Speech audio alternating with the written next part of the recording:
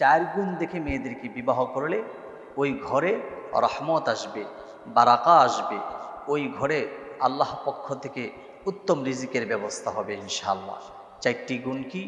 এই চারটি গুণ রসুল করিম সাল্লাল্লাহু আলাইহি ওয়াসাল্লাম হাদিসে পাকে বলেছেন, তুনকাহুল মারআতু লিআরবাঈন, চারটি গুণ দেখে মেয়েদেরকে বিবাহ করো।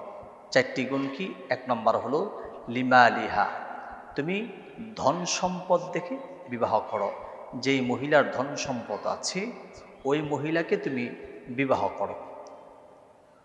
দুই নম্বর হলো ওলি হাসাবিহা, তার বংশ দেখে বিবাহ করো। তার সম্ভ্রান্ত পরিবার কিনা, ভালো বংশের কিনা, নামি দামি বংশের কিনা, তুমি যাচাই বাছাই করে তার বংশের পরিচয় নিয়ে বা সম্ভ্রান্ত পরিবারের মেয়েকে বিবাহ করো। তিন নম্বর হলো ওলি জামালিহা, তার সৌন্দর্য দেখে বিবাহ করো।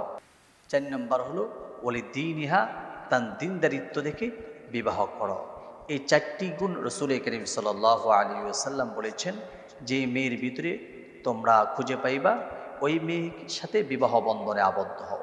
এখন আসুন, প্রথম তো রসুল করিম সাল্লাল্লাহু আলাইহি ওয়াসাল্লাম বলেছেন তোমরা ধন সম্পদ দেখে বিবাহ করবা। দুই নম্বর হলো তার বংশ দেখে বিবাহ করবা। তিন নম্বর হলো তার সৌন্দর্য দেখে বিবাহ করবা। চার নম্বর হলো তার দিনদারিত্ব দেখে বিবাহ করবা। আল্লাহ রসুল সাল্লাল্লাহু আলাইহি ওয়াসাল্লাম এই কথা বলেছেন, এই চারটি গুণ পাইলে তো আলহামদুলিল্লাহ এ টু জেড সোনায় সোহাগা।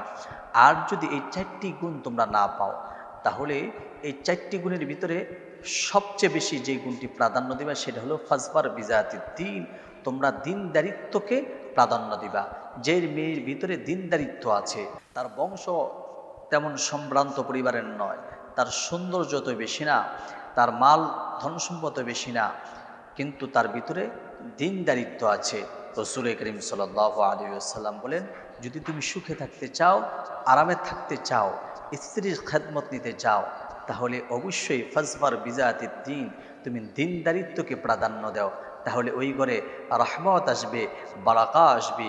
ওই ঘর থেকে আব্দুল কাদের জিলানী রহমাতুল্লাহ আলাইহির মতো ফুটফুটে আল্লাহর ওলি সন্তান পৃথিবীতে আসবে। এই চার গুণের অধিকারী যদি আমরা পাই তো আলহামদুলিল্লাহ।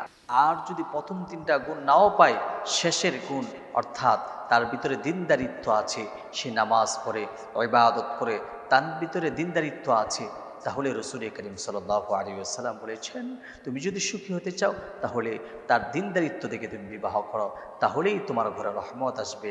আল্লাহ রাব্বুল আলামিন আমাদের সবাইকে বোঝার তৌফিক দান করুক, আমিন।